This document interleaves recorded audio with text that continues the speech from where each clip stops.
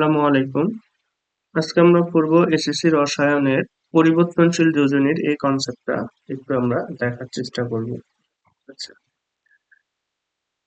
তো পরিবর্তনশীল যোজনীর জন্য আমাদের আমরা দুটা কন্ডিশনের কথা বলতে পারি। একটা হচ্ছে সর্বশেষ শক্তি স্তরে জোড় ইলেকট্রন থাকতে হবে এবং ফাঁকা অরবিটাল থাকতে হবে। তো এই দুইটা কন্ডিশনকে যদি আমরা একটু সিম্পলিফাই করি, তো ওখানে বলা হচ্ছে যে সর্বশেষ শক্তি স্তরে জোড় ইলেকট্রন থাকতে হবে। তো আমরা এখানে জোড় ইলেকট্রন দ্বারা কি বোঝাতে যাচ্ছে আসলে? দেখ, আমরা জোড় বলতে 2, 4, 6, 8, 10 এই সংখ্যাগুলোকে বুঝি। কিন্তু এখানে আমি জোড় ইলেকট্রন বলতে শুধু 2 সংখ্যাটাকে বুঝাতে যাচ্ছি, মানে 4, 6 এগুলাকে বুঝাচ্ছি না। শুধু 2 জোড় ইলেকট্রন মানে দুইটা ইলেকট্রন থাকাকে জোড় ইলেকট্রন বোঝাচ্ছি। আর বেজোড় ইলেকট্রন বলতে আমরা একটা ইলেকট্রনকে বুঝবো। ন্যাচারালি আমরা বেজোড় সংখ্যা বলতে 1, 3, 5, 7 এই সংখ্যাগুলোকে বুঝি। কিন্তু কেমিস্ট্রিতে যখন আমরা জোড় ইলেকট্রন এবং বেজোড় ইলেকট্রনের কথা বলবো, তখন আমরা জোড় ইলেকট্রন বলতে বুঝবো হচ্ছে 2 এবং বেজোড় ইলেকট্রন বলতে বুঝবো হচ্ছে 1। এই সংখ্যাটাকে বুঝবো। এখন আমরা জোড় ইলেকট্রন এবং বেজোড় ইলেকট্রন গুলো আমরা দেখতে পাবো হচ্ছে অরবিটালে।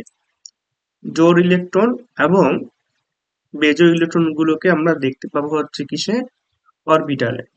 তো আমরা জানি যে উপশক্তি স্তর আছে, আমরা এস পি ডি এফ উপশক্তি স্তরের নাম জানি।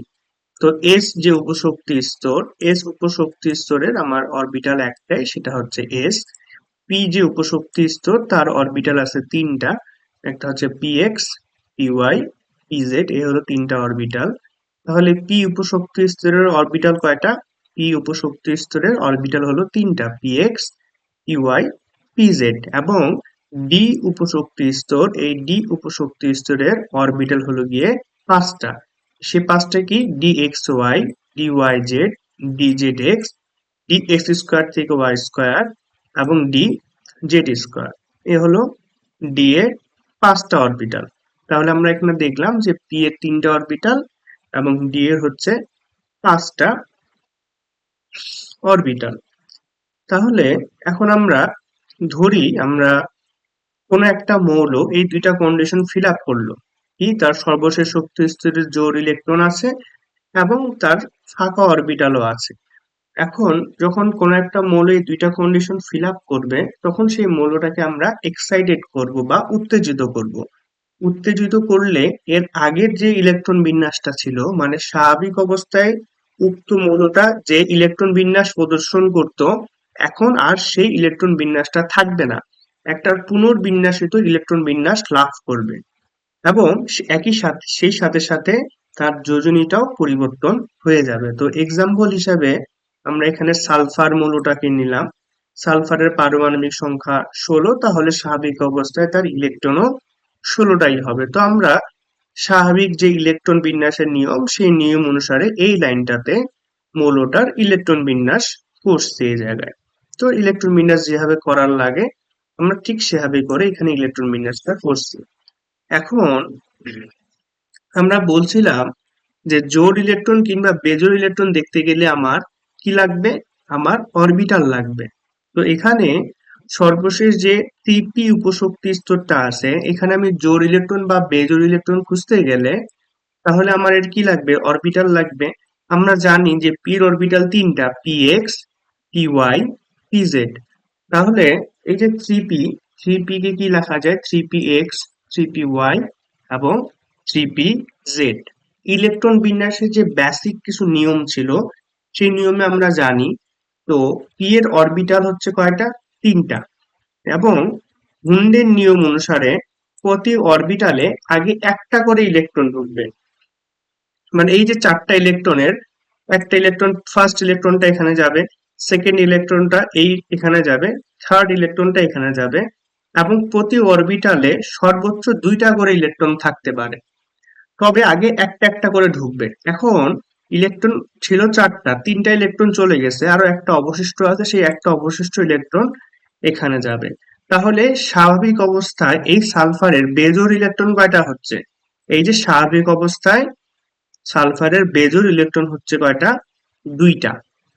স্বাভাবিক অবস্থায় বেজোর ইলেকট্রন হচ্ছে দুইটা। আমরা জানি যে এখানে সালফার হচ্ছে কি একটা অধাতু। আমরা জানি যে অধাতু সমূহের ক্ষেত্রে তাদের সর্বশেষ শক্তি স্তরে যতগুলা বেজোর ইলেকট্রন বা অযুগ্ম ইলেকট্রন থাকে সেই সংখ্যাটাই হচ্ছে তাদের যোজনী। তো এখানে যেহেতু তার সর্বশেষ শক্তি স্তরের দুইটা বেজোর ইলেকট্রন আছে, দুইটা সিঙ্গেল ইলেকট্রন আছে, তাই তার যোজনী হবে 2, ভ্যালেন্সি 2। এখন আমরা দেখব এই সালফারটা পরিবর্তনশীল যোজনী দিবে কিনা বা পরিবর্তনশীল যোজনী প্রদর্শন করবে কিনা। তো পরিবর্তনশীল যোজনী প্রদর্শন করার ক্ষেত্রে আমার কন্ডিশন ছিল জোড় ইলেকট্রন থাকতে হবে সর্বশেষ শক্তি স্তর। তো আমার এখানে সর্বশেষ শক্তি স্তর হচ্ছে কত, 3 নম্বর শক্তি স্তরটা সর্বশেষ শক্তি স্তর। তাহলে এই হলো সর্বশেষ শক্তি স্তরের মধ্যে কিন্তু আমার জোড় ইলেকট্রন আছে। এই যে 3s একটা জোড়, এই যে 3px এটা একটা জোড়। পরবর্তী কন্ডিশন হচ্ছে এই শক্তি স্তরে ফাঁকা অরবিটাল থাকতে হবে। তো আমরা জানি 3 নম্বর শক্তি স্তরে 3d বিদ্যমান এবং 3d এর 5টা অরবিটাল ফাঁকা আছে। d এর অরবিটাল কয়টা ছিল, 5টা ছিল। কি কি, এই যে dxy, dyz, dzx, dx square থেকে y স্কয়ার, dz স্কয়ার। তাহলে এই অবস্থায় আমরা যখন একে এক্সাইটেড করব, এক্সাইটেড করার চিহ্ন বোঝানোর জন্য এখানে একটা স্টার মার্ক দেওয়া হচ্ছে। তাহলে এই যে 2px এর একটা জোড় ইলেকট্রনটা, এই যে জোড় ইলেকট্রনটা ভেঙে যাবে। এই যে এখানে জোড় ইলেকট্রনটা ভেঙে গেল, 1 হয়ে গেল। এই ভাঙা ইলেকট্রনটা মানে এই ইলেকট্রনটা ভেঙে গিয়ে 3d-xy তে চলে যাবে। ফলে এই অবস্থায় সালফারের বেজোর ইলেকট্রন কয়টা, একটা, দুইটা, তিনটা, চারটে। তাহলে আমরা এখন বলতে পারি এই অবস্থায় সালফারের যোজনী হচ্ছে 4। এখন দেখব একে কি আর এই আর পরিবর্তনশীল যোজনী কি দিতে পারে। জোড় ইলেকট্রন থাকার কথা, হ্যাঁ আছে। ফাঁকা অরবিটাল 3d এর এখনো আরো কয়টা, 4টা অরবিটাল ফাঁকা আছে। তাহলে এটা কি ভেঙে যাবে, ভেঙে গিয়ে আরেকটা এই জোড় ইলেকট্রনটা ভাঙবে, ভাঙে 3d-xy তে চলে যাবে। তাহলে এই অবস্থায় বেজোড় কয়টা, একটা, দুইটা, তিনটা, চারটা, সরি, একটা, দুইটা, তিনটা, চারটা, পাঁচটা, ছয়টা। মানে এই যে 3s এর এখানে দুইটা ছিল, এই যে 3s দুইটা ছিল, দুইটা থেকে একটা ভাঙলো, এখান থেকে একটা ভাঙে ভাঙে এখানে চলে গেছে, ফলে 6টা ইলেকট্রন বেজোর হয়েছে। তাই এর যোজনী হচ্ছে কত, 6। তাহলে আমরা দেখতেছি সালফারের স্বাভাবিক অবস্থায় যোজনী হচ্ছে কত, 2, এবং পরিবর্তনশীল আরো দুইটা যোজনী দেয়, 4 আর 6।